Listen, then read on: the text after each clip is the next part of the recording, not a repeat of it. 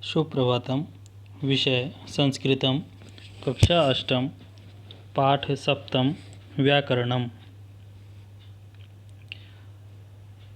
षष्ठे पाठे वयं दीर्घसंधि गुणसंधि च अपठामः। अधुना वयं वृद्धिसंधि यणसंधि च पठिष्यामः। वृद्धिसंधि, इससे पहले हमने छठे पाठ में दीर्घसंधि को एवं गुण संधि को पढ़ा था। आइए उसी क्रम को आगे बढ़ाते हुए वृद्धि संधि का आज हम आरंभ करते हैं। वृद्धि संधि को समझने के लिए आइए इस टेबल को ध्यान से देखते हैं जो आपकी पाठ्यपुस्तक में उपलब्ध है। अन्य संधियों में भी हमने इस टेबल का सहारा लिया था। तो यहाँ पर ध्यान देने योग्य बात यह है कि पूर्व पद और पर पद, पूर्व पद का अंतिम वर्ण और पर पद का प्रथम वर्ण मिलने से जो परिवर्तित शब्द होगा, यहाँ पर केवल दो ही है। अ या आ के बाद ए अथवा आई आए तो वह परिवर्तित होकर के आई बन जाएगा, और अ या आ के बाद ओ या औ आए तो वह परिवर्तित शब्द औ बनेगा। इसी को वृद्धि संधि कहते हैं।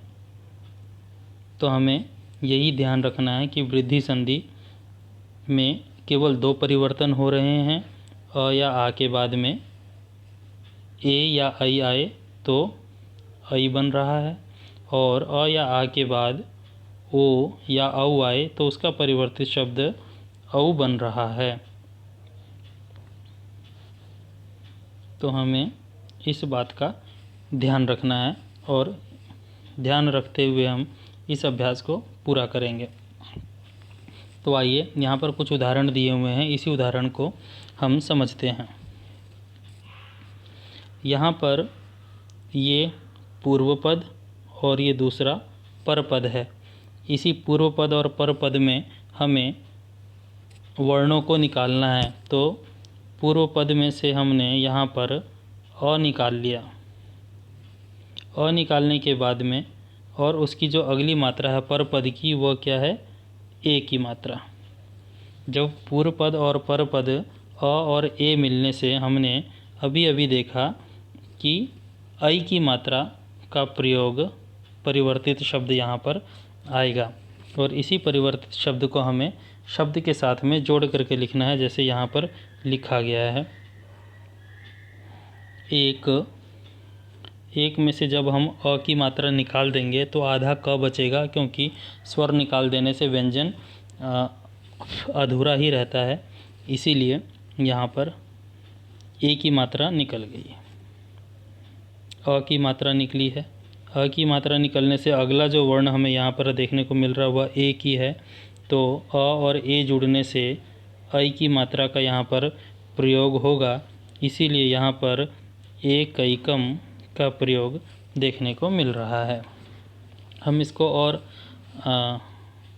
आसानी से समझेंगे जब आगे और एग्जाम्पल हम देखेंगे। उसी प्रकार से अगला है सदा प्लस एव।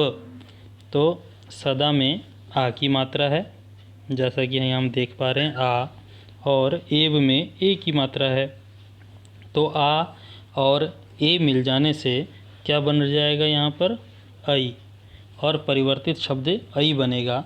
और जब हम इनका प्रयोग जोड़ करके करेंगे तो सदैव इस प्रकार से बनेगा, क्योंकि आई की मात्रा लग जाने से द पर सदै की आवाज़ आएगी और सदैव लिखा जाएगा। उसी प्रकार से है तब में अ की मात्रा है और औ की मात्रा है। जब अ और औ आ जाए तो उसका वृद्धि औ इस प्रकार से होगा परिवर्तित शब्द। इसीलिए यहाँ पर हमें एग्जाम्पल देखने को शब्दार्थ में मिल रहा है तवौदार्यम, क्योंकि औ की मात्रा बन जाने से तवौदार्यम का प्रयोग यहाँ पर देखने को मिल रहा है। चलिए आगे ऐसा ही है, इसको भी हम आसानी से समझ सकते हैं। अ या ए आए तो भी आई बनेगा,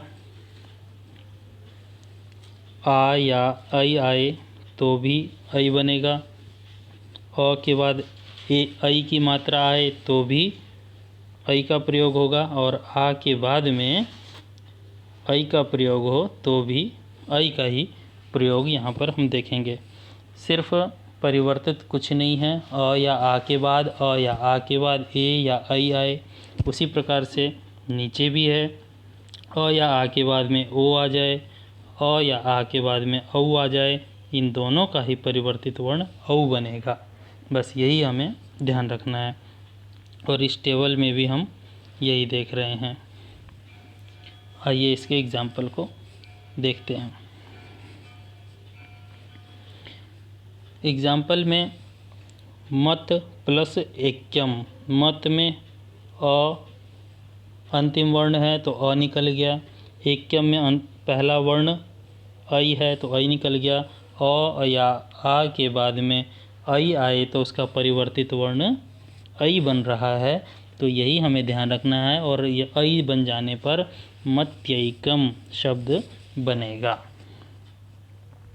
क्योंकि त में ऐ की मात्रा जुड़ जाएगी तो मत्यैकम, इस प्रकार से यह शब्द बनेगा। उसी प्रकार से तथा प्लस एव, तथा में आ की मात्रा है अंतिम, एव में ए की मात्रा है आ, और आ प्लस ए जुड़ जाने से ऐ परिवर्तित शब्द बनेगा और यही ऐ था के ऊपर लग जाएगा, क्योंकि आ की मात्रा उसमें से निकाल लिया है हमने, तो यह मात्रा निकल जाने से ऐ की मात्रा लगेगी, तो यह तथैव, इस प्रकार से यह बनेगा। अगला एग्जाम्पल देखते हैं औ का। औ के एग्जाम्पल में अ, जल, जल प्लस ओगा का जल अ है तो इसमें से अ निकल गया, ओघ में से ओ निकल गया, तो अ प्लस ओ मिल जाने से औ की मात्रा बनेगी, और जब ल में औ की मात्रा लग जाएगी तो यह जलौघ, इस प्रकार से बनेगा। उसी प्रकार से अगला है वन प्लस औषधि। नीचे वाले एग्जाम्पल को देख लेते। वन, न में अ की मात्रा है तो अ न निकल गया, और औषधि में ओ की मात्रा है तो अ और ओ निकल जाने से परिवर्तित वर्ण बनेगा औ। जब यह औ न में लगेगा तो वन औषधि, इस प्रकार से हमारा यह शब्द बन जाएगा।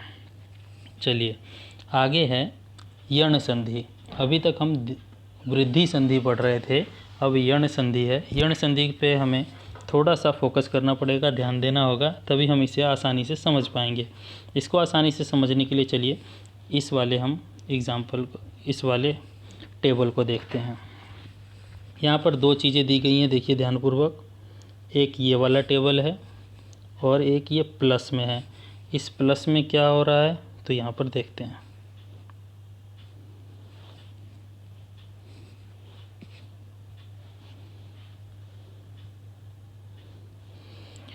तो ई प्लस ई छोटी और बड़ी, इन दोनों के साथ में असमान स्वर। इससे पहले वाले में हमने समान स्वर के बारे में पढ़ा था। अ या आ, ये समान स्वर होते हैं, ठीक है। उसके बाद हमने पढ़ा था ई या बड़ी ई, ये समान स्वर हो गए दोनों, क्योंकि ये छोटी बड़ी हैं। उसी प्रकार और पढ़ा हमने ऊ और बड़ा ऊ, ये समान स्वर हैं।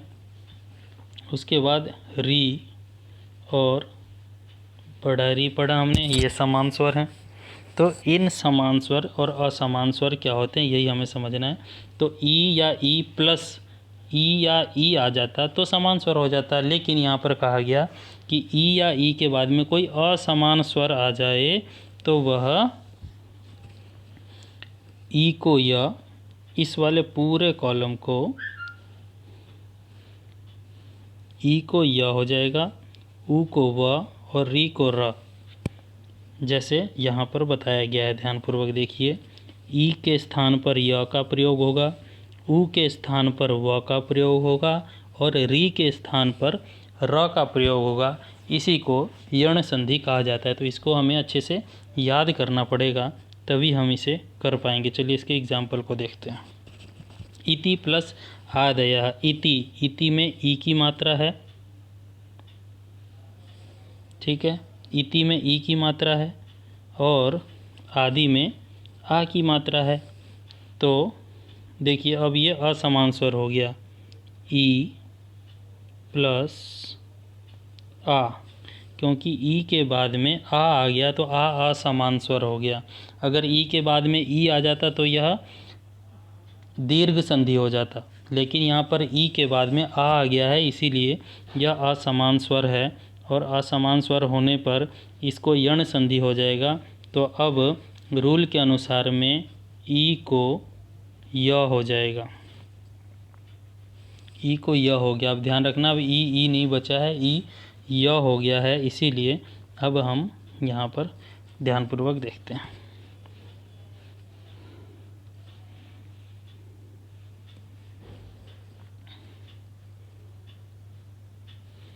ई, इति में से ये ई और आधा त बचा हुआ है, क्योंकि हमने ई की मात्रा यहाँ से निकाल ली है।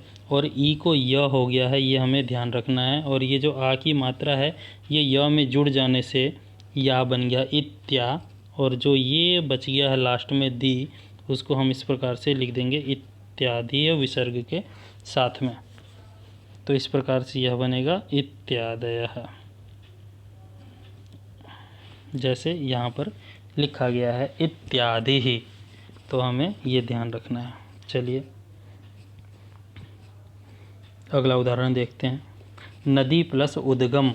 नदी में बड़े ई की मात्रा है और उद्गम में ऊ की मात्रा है, ये भी असमान स्वर है। तो बड़े ई की मात्रा निकल गई और उद्गम का ऊ जुड़ गया, तो ई को य हो जाएगा। ई को य हो जाने से परिवर्तन शब्द क्या बनेगा, न एज इट इज रहेगा, न द आधा रह जाएगा, क्योंकि ये देखिए हलंत में दिखा रखा है द आधा, क्योंकि मात्रा हमने इसमें से निकाल ली है। जब न आधा द रह जाने से ई की मात्रा निकाली तो युग्म शब्द क्या बन जाएगा, आधा द प्लस य, तो द बन जाएगा। आधा न, नद, द और आधा य और द जुड़ जाने से दीव बन जाएगा इस प्रकार से। और उद्गम, द में ऊ की मात्रा जुड़ जाने से नद्युद्गमः शब्द का प्रयोग देखने को यहाँ पर मिल रहा है। उसके बाद है सु प्लस आगतम। स में ऊ की मात्रा है जो यहाँ पर हमने निकाला है सु। उसके बाद में जब ऊ की मात्रा निकल गई तो स आधा रह गया और ऊ को व आदेश हो रहा है, ऊ को व। तो हमें ध्यान रखना है स आधा है, स आधा हो जाने से यहाँ पर व में आ की मात्रा ये जुड़ जाएगी तो वा बन गया, स्वा बन गया, और गतम जो रह गया वो स्वागतम इस प्रकार से बन पा रहा है। तो स्वागतम। अन्य एग्जाम्पल भी है, एक और एग्जाम्पल बच गया, चलिए इसे देख लेते हैं।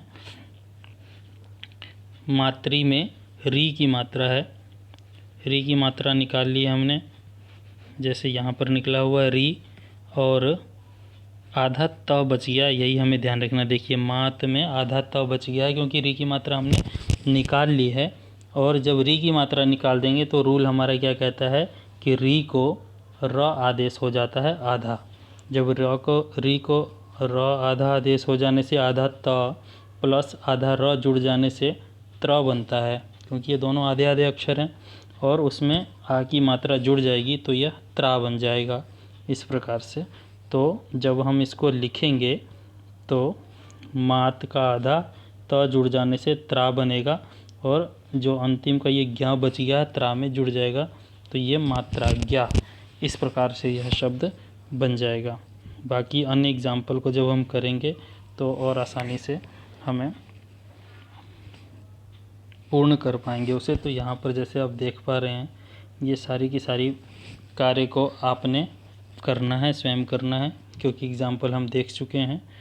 और किसी प्रकार की समस्या का सामना अगर आप करें तो पूछ सकते हैं। धन्यवाद।